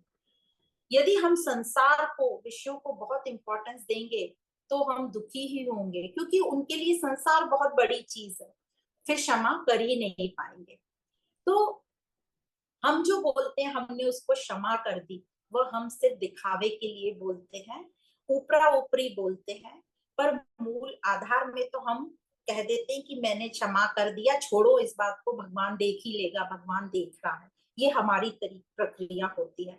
तो जो हमें बचपन में सिखाया जाता है, नैतिकता बताई जाती है, मॉरल वैल्यूज, कि भैया भूल जाओ, क्षमा कर दो, पर रियली हमको बैठ के समझाया नहीं जाता है कि ये क्षमा किसको कहा जाता है। और हम कहते चलो छोड़ो, छोड़ दिया हमने। तो ये मॉरल वैल्यूज के हिसाब से तो ठीक है, पर हमको दुख अंदर पकड़े रहते हैं। तो जो लोग भगवत गीता में साथ थे उनको याद होगा कि हमने क्षमा की बहुत सारी कैटेगरीज डिस्कस करी थी। जो सबसे निचली कैटेगरी होती है क्षमा की, उसमें हम क्या करते हैं, हम क्षमा करते ही नहीं है, हम उस चीज को पकड़ के बैठे रहते हैं कि इसने मेरा नुकसान किया था या इसने मुझे दुख पहुंचाया था, और वो सामने भी आ जाए तो उसकी तरफ हम देखते नहीं, मुंह मोड़ के बैठ जाते हैं। तो वो तो सबसे निचले, हम क्षमा करते ही नहीं है। फिर धीरे धीरे थोड़ी थोड़ी बहुत सारी स्थितियां बताई थी कि ऊपर से बोल देते हैं क्षमा किया, पर अंदर से पकड़े रहते हैं, फिर उससे बदला लेने की कोशिश करते हैं। और ऐसे ऐसे जो सबसे उच्चतम स्थिति है उसमें है क्षमा, मतलब जिसको याद भी नहीं रहे कि मुझे दुख पहुंचाया था। तो ये सभी के लिए होमवर्क है, वो क्षमा की सब कैटेगरीज देखो कौन सी बताई गई थी भगवत गीता में, और अपने ऊपर अपनी चेकिंग करो कि मैं किस कैटेगरी में अभी हूँ और मुझे इससे सुधरना है। तो अष्टवक्र जो कह रहे हैं क्षमा, ये सिर्फ इतना नहीं बोल रहे कि बस क्षमा कर दो, भूल जाओ, ऊपर ऊपर से कि इसने तुम्हें दुख दिया था, पर अंदर से पकड़े रहो, नहीं नहीं। जो अष्टवक्र कह रहे हैं बहुत ही ऊंची बात कह रहे हैं, क्षमा। तो हमें ये भी याद रखना है कि जब भी हम कोई आध्यात्मिक वार्ता पढ़ें, संतों की वाणी पढ़ें, कभी भी जब हम ऐसी वार्ता पढ़ें, तो समझना कि ये जो उन्होंने शब्द यूज किए कोई छोटी मोटी चीज नहीं है जैसे हम करते हैं, ये कोई बहुत ही गहरी बात है, बहुत ही मूल्यवान, बहुत ही एथिकल बात है। तो अष्टवक्र जो कह रहे हैं यहाँ पे क्षमा, वो बोल रहे हैं फॉरगिव एंड फॉरगेट, मतलब भूल जाओ कि तुम्हें दुख हुआ था, किसी ने धोखा दिया था, दुख दिया था, चलो थोड़ा दुख मुझे लगा था बुरा, पर अंदर तो मेरा कोई नुकसान नहीं हुआ। कोई मूल में तो अहित नहीं हुआ ना, तो भूल ही जाओ कि कुछ हुआ था, धोखा दिया था। क्योंकि अभी हमारा लक्ष्य क्या है, हमारा जो मूल है उसको कोई धक्का नहीं लगा, और अभी हम सिर्फ और सिर्फ अपने मूल की प्राप्ति के लिए काम कर रहे हैं, बंधन को हटाने की बात कर रहे हैं, बंधन को छुटाने की बात कर रहे हैं। तो हमारा फोकस कहाँ होना चाहिए, उच्चतम अपने सत्य, अपने स्वरूप की तरफ। और ये छोटी मोटी चीजों को, दुख दिया उसने मुझे, ऐसा कर लिया, इन सब को हम दूर रखेंगे, इन सबको हम पकड़ के नहीं बैठेंगे। तो जो विषयों को विष के समान मानेगा वही क्षमा कर पाएगा। जो विषयों को, व्यक्तियों को इतना इंपॉर्टेंस नहीं देगा, अपने मूल स्वरूप से ज्यादा और किसी को इंपॉर्टेंस नहीं देगा, वही क्षमा कर पाएगा। इसलिए अष्टवक्र जी ने पहले कहा कि तू आसक्ति त्याग और फिर क्षमा का आचरण। फिर दूसरा अष्टवक्र जी बोलते हैं आर्जव, मतलब सरलता। सरलता आप कैसे बताएंगे, सरलता मतलब सिंप्लीफाइड, सिंपल, स्ट्रेट फॉरवर्ड। तो हम, कई लोग बोलते हैं, हम भी बोल देते हैं हम तो बहुत सिंपल है, पर सिंपल होना मतलब क्या? सिंपल होना मतलब कॉम्प्लिकेटेड नहीं होना, जो उलझा हुआ नहीं रहना, जो बहुत जटिल रहता है वैसा नहीं होना। मतलब जैसे हमें प्यास लगी है तो सीधा सीधा पानी मांगना या पानी का सेवन करना। पर हमने कई लोग देखे हैं जो, जैसे आपके घर कोई मेहमान आए और आप बातों में लग गए, आपने उनको पानी देना भूल गए कुछ टाइम के लिए, तो वो आपसे ऐसे पूछेंगे थोड़ा उल्टा सीधा, आप क्या, पानी की कमी हो गई क्या, या कोई जूस मिलेगा क्या? तो जैसे उल्टी उल्टी बात करना, तो ऐसी बहुत हम लोग भी करते हैं, साधारण जीवन में भी बहुत जटिल हो जाते हैं, हम सरल नहीं रहते। तो जो लोग सीधा रास्ता नहीं अपनाते उनको बोलेंगे जटिल। और आर्जव मतलब सीधा रास्ता अपनाना। अब क्यों नहीं हम अपनाते सीधा रास्ता? क्योंकि सीधे रास्ते अपनाने में जो हमारा अहंकार है वो बहुत ही, उसको चोट लगती है। और हम सब अहंकार को चोट नहीं लगाना चाहते, हम सब अपने अहंकार को बचाना चाहते हैं। क्योंकि हम लोग हैं ही बड़े शातिर, इतने उलझे हुए हैं, हम सरल तो बिल्कुल भी नहीं है। हम चालाकी करते हैं हर जगह कि मेरी बात भी रह जाए और काम भी बन जाए, मतलब मेरा अहंकार भी रह जाए और मुझे मुक्ति भी मिल जाए, मेरा अहंकार भी रह जाए और मुझे स्वतंत्रता भी मिल जाए। पर हम ये अच्छी तरह जानते हैं कि ये एक म्यान में दो चीजें नहीं रह सकती। जैसे कबीरदास जी की कहावत भी है ना, जब मैं था तो हरि नहीं, और जब हरि है तो मैं नहीं। तो हमें इस मैं, इस अहंकार को मिटाना ही पड़ेगा यदि हमें अपनी उन्नति करनी है। पर हम जो है अपने आप को श्रेष्ठ मानते हैं, इंटेलिजेंट मानते हैं, लोगों को नीचा दिखाते हैं। हम अहंकार को छोड़ते नहीं, पर बोलते हैं मुझ में तो बिल्कुल अहंकार नहीं है, मैं तो बिल्कुल डाउन टू अर्थ हूँ, इस टाइप से। तो हमें ये अहंकार के बारे में अब अपना ही चिंतन मनन करना है, कॉन्टेम्पलेशन, अपने ऊपर ध्यान दो, चेकिंग करो कि मैं कहाँ कहाँ मेरा अहंकार आ रहा है। तब हमें पता चलेगा कि हर जगह हमारा अहंकार आ रहा है। तो हम ये अहंकार के चलते, हम लगता है कि हम दूसरों को नीचा दिखा के या ज्ञान में या किसी भी चीज में अपने आप को श्रेष्ठ मानकर, और हम संसार में मजा लूटते रहते हैं, खुश होते रहते हैं और सोचते हैं कि हम बहुत इंटेलिजेंट है, हम बहुत महान है। तो ये जो है ये सब अहंकार की निशानी है, और ये अहंकार हमको बहुत ही कॉम्प्लिकेटेड रखता है। और यहाँ अष्टवक्र कहते हैं आजवम, सरल रहो, एकदम सच्चे सीधे रहो। तो जो संसार को हक से ज्यादा यूज करेगा, उपयोग करेगा, वो उतना ज्यादा सरल नहीं है। आर्जवम उसके लिए, वो आर्जव जो क्वालिटी है वो उसके लिए नहीं कहलाई जाएगी, वो उतना उलझा हुआ है। जो जितना सरल होगा वह संसार को उतना ही यूज करेगा जितना उसको जरूरत है। तो इस प्रकार गुरु अष्टवक्र आर्जवम का आचरण करने को कहते हैं। फिर गुरु कहते हैं दया। और गुरु कहते हैं दया वही कर पाएगा जो निर्लिप्त हो, जो अनासक्त हो। पर जो आसक्त है, जो संसार से लिपटा चिपटा पड़ा है, वह खुद ही इतना डिपेंडेंट है संसार पर, तो क्या दूसरों की सेवा करेगा, क्या दूसरों पर दया करेगा? वह अपनी धोती लंगोटी संभालने में लगा है, वह अपनी चिंता में डूबा हुआ है। तो दया होने के लिए खुद को निर्लिप्त होना आवश्यक बता रहे हैं अष्टवक्र गुरु। फिर बताते हैं संतोष, संतोष का आचरण। क्यों कहा संतोष? क्योंकि जो संसार से लिप्त है, जो अंदर से इतना असंतोषी है कि निरंतर ही बाहर भागा जा रहा है, इंद्रियों द्वारा बाहर से वो संतोष बटोरने की कोशिश में लगा हुआ है, क्योंकि उसे अंदर बहुत ही खालीपन महसूस होता है, इसलिए उसे लगता है और चाहिए, बाहर से और ले लूं और ले लूं। तो ऐसे व्यक्ति में संतोष टिक ही नहीं पाएगा, वो संतोष रह ही नहीं पाए, संतोषी रह ही नहीं पाएगा। तो संतोषी तभी रह पाओगे जब ये पता रहेगा कि संसार से ये जो मेरा खालीपन है, पूर्णता नहीं मिलेगी, ये खालीपन दूर नहीं होगा।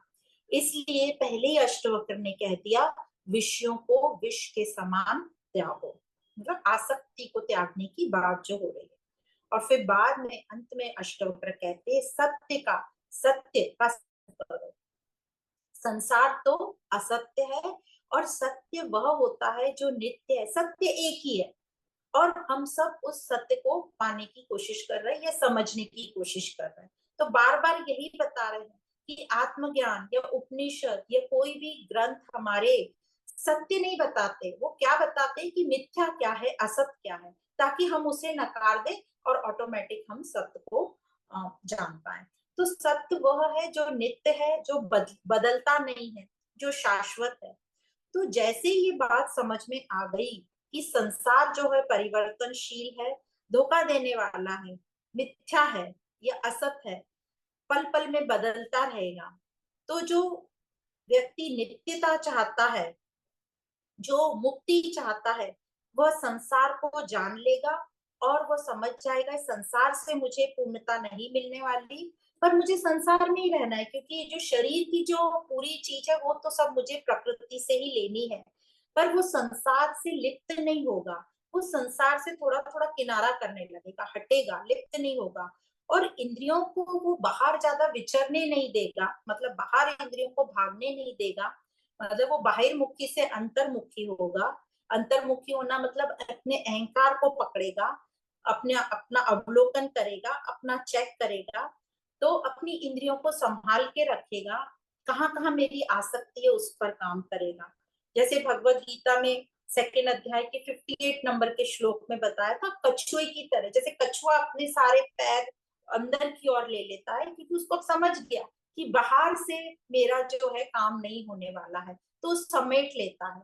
उसी प्रकार हमें भी अपनी इंद्रियों को जो है बाहर विचरने नहीं देना है, हमें अंतर्मुखी होना है। तो ये जो आचरण बताए अष्टवक्र जी ने, ये सारे संसार की आसक्ति से ही जुड़े हुए हैं, और अनासक्त होंगे तब ये आचरण में आएंगे। तो ये अष्टवक्र जी इतना आचरण की बात क्यों कर रहे हैं? क्योंकि ये संसार से जुड़े हुए हैं, क्योंकि जो सामने राजा जनक बैठे हुए हैं, वो क्या है? वो राजा हैं, वो प्रजा में बैठे हुए हैं, वो प्रजा की रक्षा कर रहे हैं, उनके चारों ओर जो है विषय विषय पड़े हुए हैं। इसलिए गुरु ने पहले वैराग की बात करी और फिर आचरण की बात करी। तो शिष्य कौन है, यह देख के जो है गुरु ज्ञान देता है। शिष्य कौन है, क्या पूछ रहा है, इस हिसाब से गुरु का ज्ञान होता है।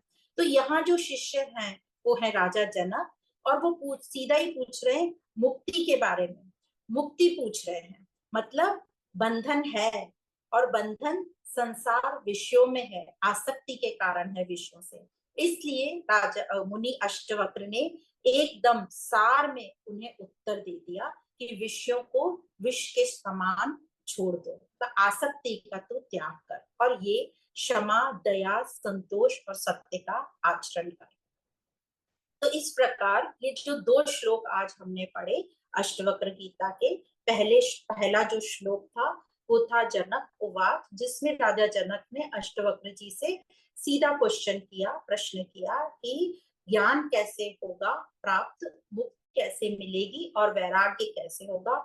और उसका उत्तर जो है पहले श्लोक में अष्टवक्र का पहला जो उवाच था उसमें उन्होंने बताया कि विषयों को विष के समान त्याग दो, और क्षमा, आर्जव, दया, संतोष और सत्य का सेवन करो, तो तुम्हें अमृतत्व की प्राप्ति होगी। अब आगे हम चलते हैं श्लोक नंबर 3। तो पहला प्रकरण सूत्र 3 इस प्रकार है।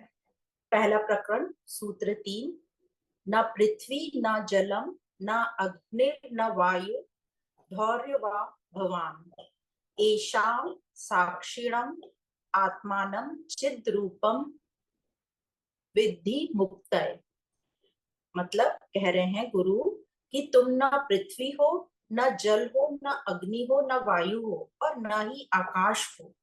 तुम मुक्ति के लिए अपने को इन सबका साक्षी चैतन्य रूप जान, साक्षी समझो। तो इसमें राजा का प्रश्न था ज्ञान कैसे मिले, मुक्ति कैसे मिले और वैराग्य कैसे प्राप्त हो। तो यहाँ जो ज्ञान का मतलब अब हम समझ लेंगे। जब भी यहाँ ज्ञान का मतलब ज्ञान शब्द आ रहा है, मतलब आत्मज्ञान की बात हो रही है। तो आत्मज्ञान मतलब स्वयं को जानना, मतलब चेतनता, चैतन्य स्वरूप को जानना। और जो हम संसार में आमतौर ज्ञान की बात करते हैं, हम कहते हैं वो ज्ञानी, तो वहां संसारी जानकारी वो लेता है, नॉलेज, इंफॉर्मेशन इकट्ठी करता है, उनको हम बोलते हैं ज्ञानी। पर यहाँ आध्यात्मिक ज्ञान का मतलब है आत्मज्ञान, स्वयं को जानना। तो स्वयं को कैसे जाना जा सकता है? तो अष्टवक्र राजा जनक को इसी के उत्तर में कहते हैं कि तुम चैतन्य आत्मा हो। तुम ये पांच तत्वों से जो बना शरीर है, ये पांच तत्व के नाम लिए, वह तुम नहीं हो।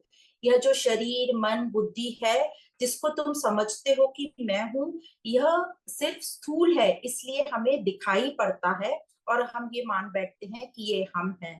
पर जो आत्मा है, जो हमारा स्वभाव है, जो हमारा मूल स्वरूप है आत्मा, वो सूक्ष्म है।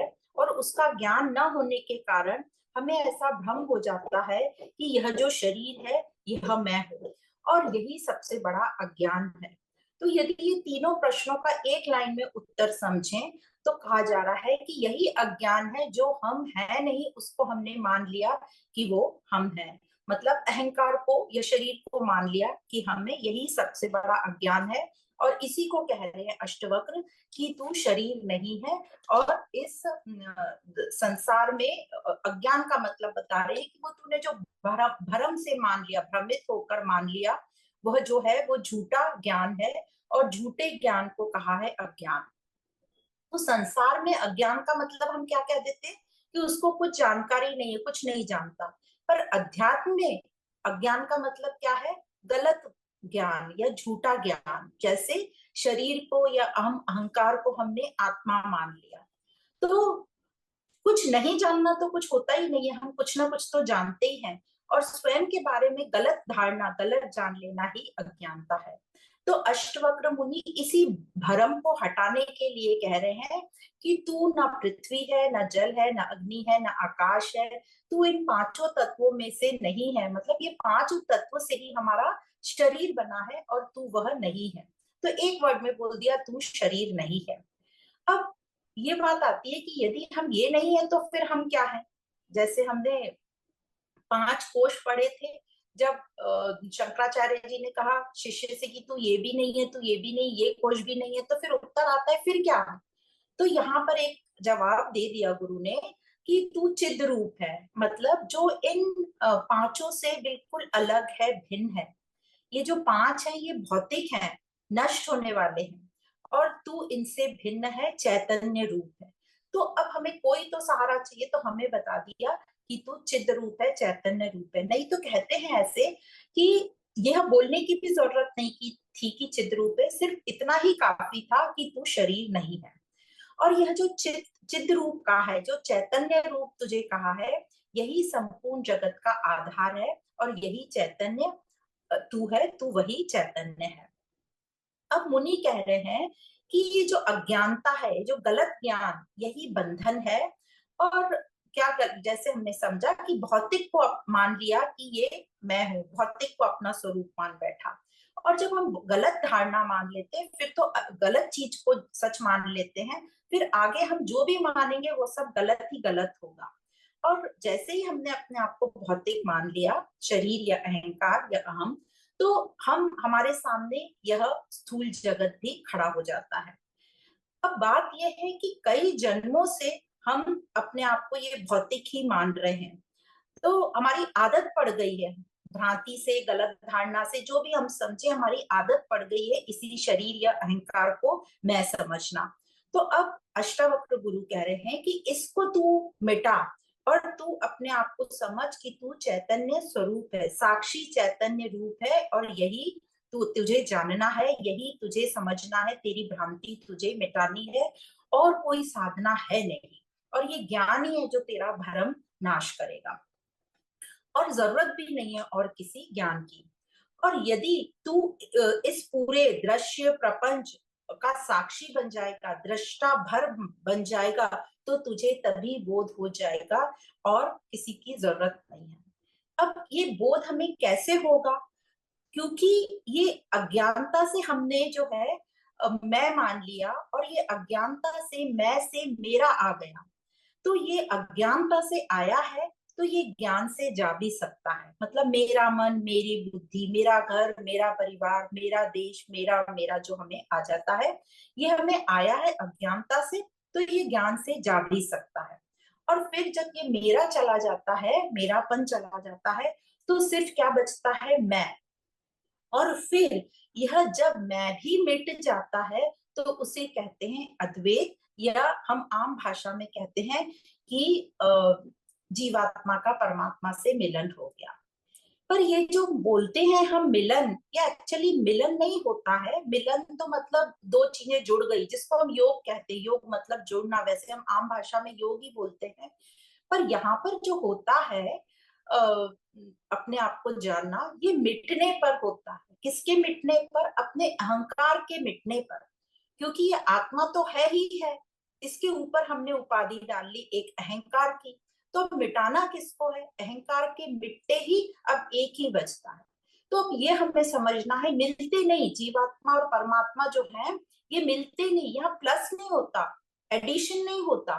जैसे किसी भी चीज में आप एडिशन करोगे तो वो पूरी की पूरी संख्या ही बदल जाती है। जैसे आपने 1+10 किया तो रिजल्ट आया 11, तो ना 1 बचा ना 10 बचा, एक नया नंबर आ गया 11।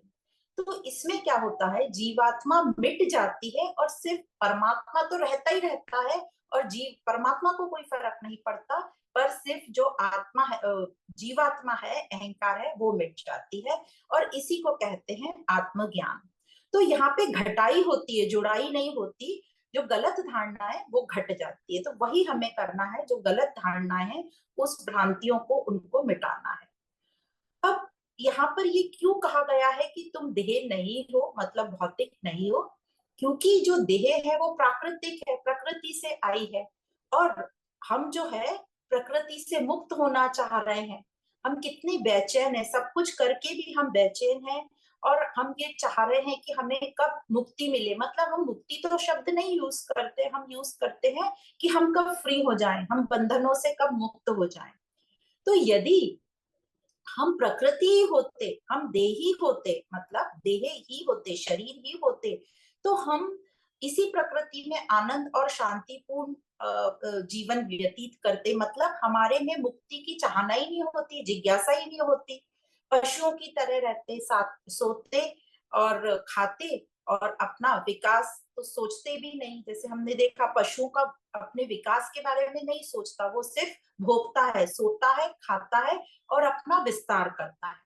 पर जो हम हैं मनुष्य, ये बड़े ही परेशान रहते हैं। हम अपनी उन्नति, हर क्षेत्र में हम उन्नति करना चाहते हैं, हमें विकास चाहिए, हमें और कुछ चाहिए, हम खोज करते रहते हैं। तो इसी से समझता है कि हम देह नहीं है। देह में रहते हुए हम जिज्ञासा करते हैं मुक्ति की, और हमारे में विचार आते हैं, और हम खोज में लगे रहते हैं। हम समझना चाहते हैं हर चीज को कि ये कैसे हुआ, ये कहाँ से आया, उन्नति कैसे होगी। पर जो पशु पक्षी है वो ऐसा नहीं चाहते, क्योंकि प्रकृति ने उनको बनाया ही वैसा है कि वो सिर्फ भोग के लिए, उनमें इतनी चेतनता नहीं है कि वो ये सोच सके कि हम अपनी उन्नति करें, या हम जो है अपने स्वयं को जाने, या शांति की खोज करें। वे अपने आप में ही जो भोग करते हैं, खाते पीते सोते हैं और विस्तार करते हैं, उसी में वे संतुष्ट रहते हैं। वो ये सब जानते ही नहीं उन्नति क्या है, यह सत्य की खोज क्या है। तो यदि हम पशु होते तो हम मुक्ति के बारे में सोचते ही नहीं, हमारे अंदर विचार ही नहीं आते, क्योंकि मुक्ति का उद्देश्य तो सिर्फ जो है मनुष्य के लिए है, और मनुष्य उसके लिए अपने शरीर को कष्ट भी देता है। पर पशु पक्षी कभी भी अपने शरीर को उन्नति के लिए या मुक्ति के लिए कष्ट नहीं देते। तो ये हमें भी क्लियर हुआ कि जो देह है वो प्राकृतिक है, और हम जो है देह से भिन्न है, प्राकृतिक नहीं है। तभी हमारे में बेचैनी उठती है, जिज्ञासा आती है मुक्ति की। तो यह जो हमने गलती से मान बैठे हैं देह को अपना, या अहंकार को या प्राकृतिक को, यही मूल बंधन है। और यही अष्टवक्र गुरु कह रहे हैं कि इसको त्यागना। तो ये जो पूरा वेदांत है, हम जो भी अष्टवक्र की गीता पढ़ रहे हैं, जो भी गीता पढ़ रहे हैं, जो भी उपनिषद पढ़ते हैं, उन सब में जो पूरी प्रक्रिया है वो क्या है? नेति नेति की, मतलब नकार की, घटाने की, नेगेशन की, कि तुम ये नहीं हो, तुम ये नहीं हो, तुम ये नहीं हो। तो वेदांत कहता है कि ये जो सारे बंधन है ये मन में ही होते हैं। भ्रम से, गलत धारणा से मन ने ये बंधन मान लिया था, और अब ज्ञान से ही जो है ये मन जो है इस बंधन को छुटा पाएगा, या मन की ये गलत धारणा हट पाएगी। तो इस प्रकार हमको ये समझ में आता है कि ये जो जीवात्मा कौन है? जीव ने जिसे आत्मा मान लिया, भले ही गलती से मान लिया, भ्रम से मान लिया, पर जीव ने जिसे आत्मा मान लिया। किसे मान लिया जीव ने आत्मा? अहंकार को, है ना, गलती से या जिससे भी। तो जीव आत्मा क्या हो गया? प्राकृतिक हो गया। तो इसी को यहाँ अष्टवक्र कह रहे हैं कि ना तुम पृथ्वी हो, ना जल हो, ना अग्नि हो, ना वायु, और ना ही तुम आकाश हो। और कह दो अपने आप से, ऐसे व्याख्यानकार जो है वो कहते हैं कि ऐसा कह दो कि मैं देह नहीं हूं, बस हो गए तुम मुक्त। पर देह नहीं तो मैं क्या हूं? तो कह देते हैं मुनि कि तुम चिद रूप शुद्ध चैतन्य हो। अब शुद्ध चैतन्य मतलब क्या? शुद्ध चैतन्य मतलब जो अपने होने के लिए किसी पर निर्भर ना हो, जो अपने को स्थापित करने के लिए या पूर्ण करने के लिए किसी से लिप्त ना हो, मतलब वो अपने आप में ही पूर्ण है, इसलिए वो किसी से ना लिप्त होता है, ना ही वो अपनी पूर्णता के लिए किसी पर निर्भर रहता है, क्योंकि वह खुद ही स्वभाव से पूर्ण है। जिसको विषयों का कोई साथ ही नहीं चाहिए, तो वह है चैतन्य शुद्ध स्वरूप, जो बस है मात्र। तो मतलब चेतना रहे, जो गुरु कह रहे हैं अष्टवक्र की, तो देह नहीं है, तो तू क्या है? शुद्ध चैतन्य रूप, मतलब चेतना रहे, पर उसके साथ जो है कोई भी विषय नहीं रहे। इसी ऐसी जो चेतना है, इसी को कहते हैं शुद्ध मुक्त चेतना। और इसी को अष्टवक्र ने बताया कि तू चिद रूप है। तो मुनि उसी को कह रहे हैं, तू साक्षी स्वरूप है, तू चेतन स्वरूप है। और कह रहे हैं अष्टवक्र मुनि राजा जनक से कि तुम ऐसे हो जाओ। तो इस प्रकार ये जो श्लोक है, श्लोक नंबर 3 में गुरु अष्टवक्र ने राजा जनक को बताया कि तुम ये जो है शरीर नहीं हो, तुम ये 5 तत्व नहीं हो, तो फिर तुम क्या हो? तुम शुद्ध चैतन्य रूप हो। तो अष्टवक्र जो है राजा जनक को आत्मबोध कराने के बाद अब मुक्ति के लिए कहते हैं। तो जो जनक का दूसरा प्रश्न था, मुक्ति कैसे होगी, तो वैराग्य उन्होंने बता दिया, और फिर ये आत्मबोध करा दिया, अब मुक्ति कैसे होगी। तो इसके लिए जो है श्लोक सूत्र नंबर 4, पहला प्रकरण सूत्र नंबर 4। सूत्र 4 इस प्रकार है, ये जो बोल रहे हैं देह से अलग होने की बात कर रहे हैं, पृथक के मतलब अलग होना। तो सूत्र इस प्रकार है, यदि देहम पृथक्य प्रत्य चिति विश्राम्य तिष्ठसि अधुनैव सुखी शांतो बंध मुक्तो भविष्यसि। अर्थात अष्टवक्र कहते हैं, यदि देह को अलग करके अपने चित स्वरूप में स्थित हो जाओ, तो अभी ही सुखी, शांत और बंधन मुक्त हो जाओगे। तो अभी तक अष्टवक्र मुनि ने बताया वैराग होने से पात्रता आएगी, और फिर तत्व ज्ञान का बोध होने पर आत्मज्ञान होगा। अब मुक्ति के लिए आत्मज्ञान ही पर्याप्त नहीं है, ऐसा अष्टवक्र बोल रहे हैं। क्योंकि मैं शुद्ध चैतन्य आत्मा हूं, ऐसा निश्चय हो जाने के बाद भी शरीर से तादात्म्य बना रहा तो फिर मुक्ति नहीं हो सकती, मुक्ति नहीं कह सकते। क्यों नहीं मुक्त होंगे ऐसे? क्योंकि यदि शरीर से संबंध बना रहा, ऐसा मुनि अष्टवक्र का कहना है, यदि शरीर से संबंध बना रहा तो फिर तुम भोगों में आ सकते हो। इसलिए वो कह रहे हैं वापस कि इन शरीर से अलग हो जाओ और तुम अपने स्वरूप में टिके रहो। तो इसलिए अष्टवक्र ने इस श्लोक में जो 4 नंबर का है, सूत्र 4 में कहा कि आत्मज्ञान प्राप्त करके देह से अपनी आसक्ति छोड़ दो, त्याग कर दो और चैतन्य आत्मा में तू स्थित हो जा। यदि तू चैतन्य आत्मा में स्थित होगा तो तू अभी ही सुखी, शांत और बंधन मुक्त है। मतलब जब तू देह से आसक्ति छोड़ेगा। अब देह से आसक्ति या देह से तादात्म्य का मतलब क्या होता है? देह से तादात्म्य का मतलब होता है भोगों में ही लगे रहना, मतलब खाना पीना सोना, भावनाओं में विचारों में बहते रहना, उलझे रहना अपने विचारों में भावों में, इसी को कहते हैं देह से आसक्ति। तो गुरु कह रहे हैं बस तू देह से आसक्ति छोड़, तो तू इसी क्षण, एक क्षण भी तेरा विलंब नहीं होगा, अभी के अभी तू मुक्त है। क्यों एक क्षण भी विलंब नहीं होगा? क्योंकि कोई क्रिया ही नहीं करनी है यहाँ पे, कोई कुछ बड़ा पहाड़ नहीं खोदना है, कुछ नदी पार नहीं करनी है, कोई कर्म कांड नहीं है, कोई जप तप नहीं है, यात्रा नहीं है, कोई हठ योग नहीं है, कुछ नहीं करना। सिर्फ समझ लेना है, सिर्फ जान लेना है अपनी वास्तविकता को।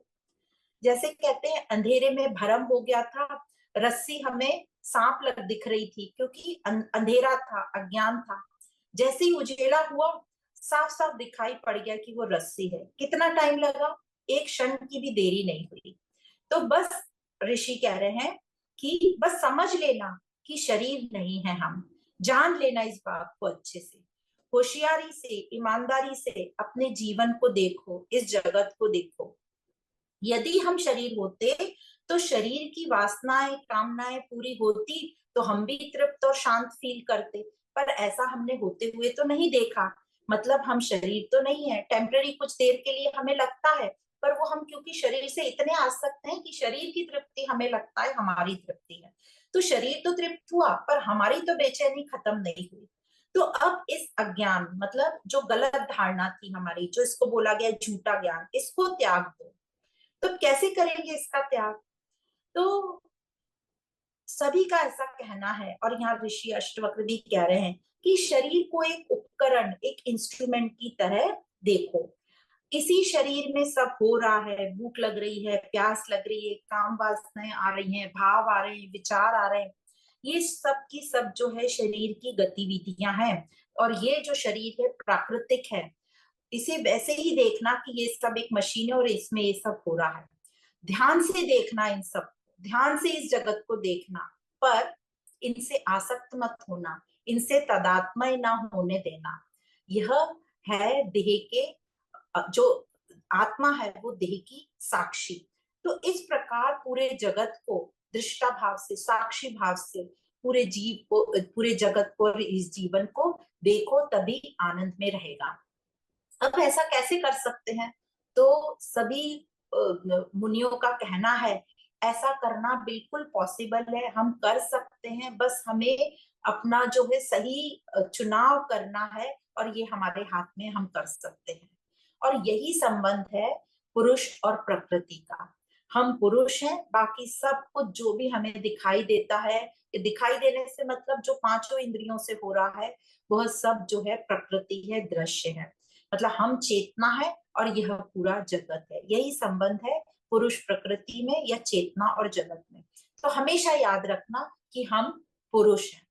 अब यहाँ पर पुरुष शब्द में मेल फीमेल नहीं आता, ये चेतनता की बात कर रहे हैं, इसलिए जान लो पुरुष। तो यहाँ जो भी है स्त्री पुरुष, यह सब पुरुष की कैटेगरी में आएंगे, मतलब मेल फीमेल। तो हम सब पुरुष हैं और यह पूरा जो हमें प्रकृति दिखाई देती है वो जगत है, यह दृश्य है। तो तो मुक्ति इसी में है कि तू देह से पृथक हो जा, मतलब अकेला, अलग हो जा। पर हमारी जो चेतना है अज्ञानवश, मतलब अहम वृत्ति जो है अज्ञानवश ऐसा मान लेती है कि मैं अपूर्ण हूं, मैं अधूरी हूं, मुझे कोई चाहिए पूर्ण होने के लिए। पर उसका स्वभाव कैसा है? उसका स्वभाव है पूर्णता का। अब उसका स्वभाव पूर्णता का है, अहंवृत्ति का, तो वो क्या करती है, अब वो बाहर देह के माध्यम से, देह का यूज करके, इंद्रियों का यूज करके बाहर खोजती रहती है और एक एक चीज इकट्ठी करती रहती है कि शायद मुझे इससे तृप्ति मिल जाए, इससे मिल जाए। तो बाहर सब जगह घूमती है, भटकती है, कभी ये ले लिया, वो ले लिया, कभी ये खा लिया, कभी यहाँ चले गए, वहां चले गए, कि इससे तृप्ति मिलेगी, इससे तृप्ति मिलेगी। देह को तृप्ति मिलती भी है, पर चेतनता जो है वो तृप्त नहीं होती। और इस प्रकार ये देह का साइकिल चलता रहता है और हम अपने ऊपर बहुत सारे आवरण आवरण ओढ़ लेते हैं, उपाधियां हैं, सब रिश्ते नाते वस्तुएं विषय ऐसे हम सब ओढ़ते जाते हैं। और शरीर का ये कार्यक्रम चलता रहता है अज्ञानवश। और इसी में क्या होता है, फिर अपने आप को बनाए रखने के लिए धोखा होता है, लूट होती है, शोषण होता है, लालच होता है, ईर्ष्या होती है, ये सब साइकिल चलता रहता है। इसलिए अष्टवक्र साफ साफ कह देते हैं कि देह से तदात्मय न रखो तो तुरंत ही तू सुखी और शांति है, शांत मुक्त है। तो अब होता क्या है, हम तदात्मय क्यों रख लेते हैं, हम देह से आसक्ति क्यों रख लेते हैं? तो एक्चुअली हमको क्या लगता है कि देह से लिप्त होना ही, यह कोई भी संबंध में आसक्ति होना ही प्रेम है। हम लिप्त होना या अटैचमेंट को ही प्रेम मान लेते हैं। पर अब आध्यात्मिक ज्ञान हमें क्या कह रहा है? आध्यात्मिक ज्ञान कहता है कि यह जो आसक्ति है, यह तो प्रेम कहीं से है ही नहीं। यह क्या है? यह तो मोह है। और मोह में क्या होता है? मोह में बेचैनी होती है, दुख होता है, हिंसा होती है, शोषण होता है। हम अपने ही बच्चों के साथ या अपने वालों के साथ उनको अपने से अटैच रखने के लिए उनका शोषण करते हैं और हिंसक चीजें करते हैं। हमें पता नहीं चलता, हमें लगता है ये तो सब हम प्रेम में कर रहे हैं, क्योंकि हम उससे बहुत अटैच हैं, हम उस पर बहुत डिपेंडेंट हैं, इसलिए। तो आध्यात्मिक ज्ञान कहता है ये आसक्ति है, ये मोह है, ये प्रेम नहीं है। जो प्रेम होता है वो तो बहुत ऊंची बात होती है, गहरी बात होती है।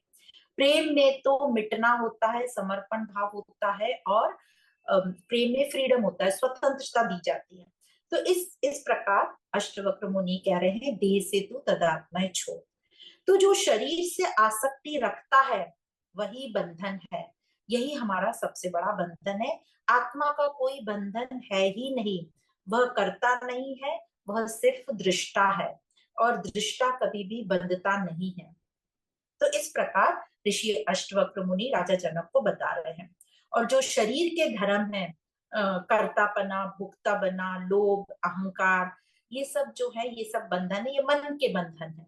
तो जो अपने को आत्मा मानकर शरीर से अपना संबंध छोड़ देता है वही मुक्त है, ऐसा ऋषि अष्टवक्र कह रहे हैं। और यही उनका उपदेश है इस गीता में। तो इस प्रकार ये श्लोक नंबर 4 में ऋषि अष्टवक्र ने बताया देह से आसक्ति का त्याग दे और अपने चित रूप में डट कर निश्चय कर बैठ जाओ।